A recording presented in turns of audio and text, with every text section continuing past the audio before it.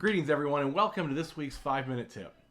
This week's VCast is entitled, Leadership is Loneliness. Well, that's a positive start, isn't it? School leaders, don't tune me out yet. We will examine this concept, hash it out for a few minutes, and hopefully conclude with a few helpful tidbits. I was a head of school for 16 years, and I truly loved it.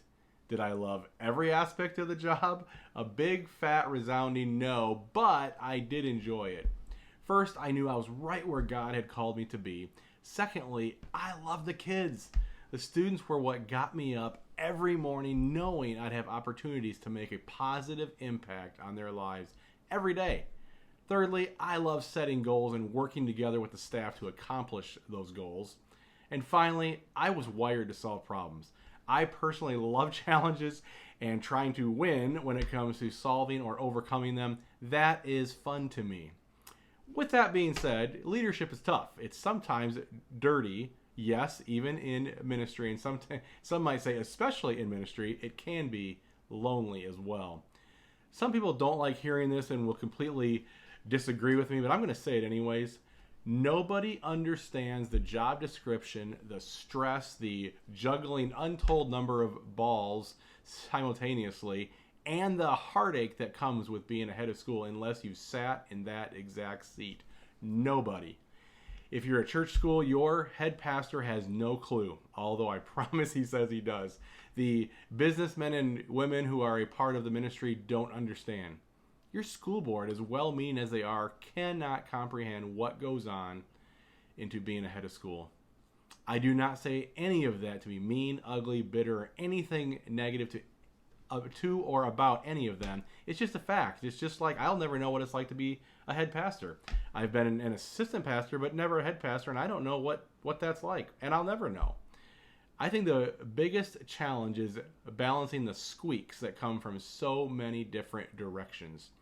The head of school must please so many entities: the head pastor, if it's a church-run school, the board, the parents, the students, the alumni, area churches, the community, donors, and let's not forget the staff. Quite frankly, I'm probably forgetting something, but needless to say, you have a lot of people pulling at you.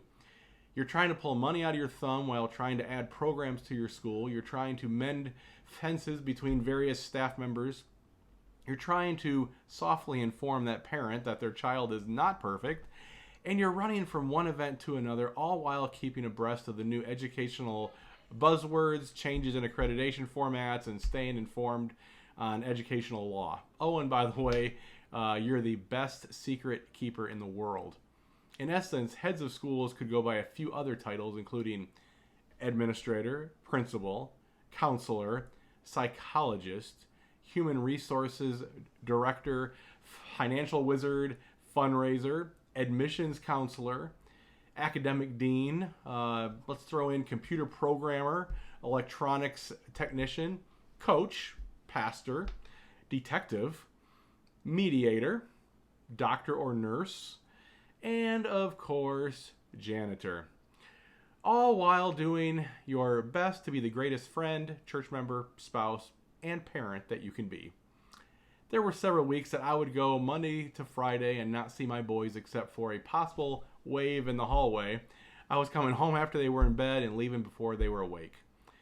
In spite of that, I chose and still choose to see the positive. I got to impact students' lives every single day. I got to counsel parents to stay together during a rough time. I got to pray with a student at the hospital. I got to coach the basketball team. I got to bring well over 100 students to Europe on 15 study abroad programs. I got to counsel students on their future plans. I got to put students in positions to enhance their God-given talents.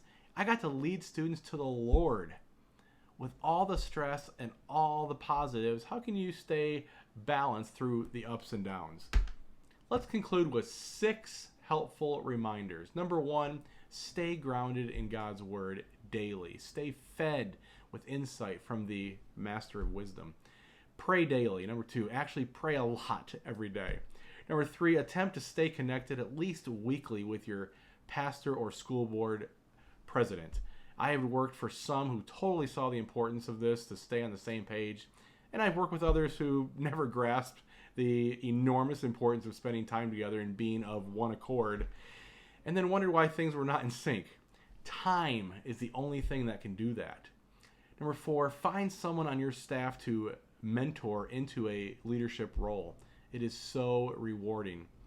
Along those same lines, meet weekly with your admin team. Those times of prayer, fellowship, and planning are invaluable. Number 5, find a fellow head of school or two to fellowship with, bounce ideas off of, and tell war stories. Go out for lunch once a quarter with them, text or call them just to laugh and chat. Number 6, be humble, relatable, and available to your staff and students. Don't stay in your office.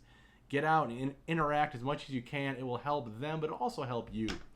God has you exactly where you need to be. Embrace the good, endure the bad. Through it all, know you have a great God by your side.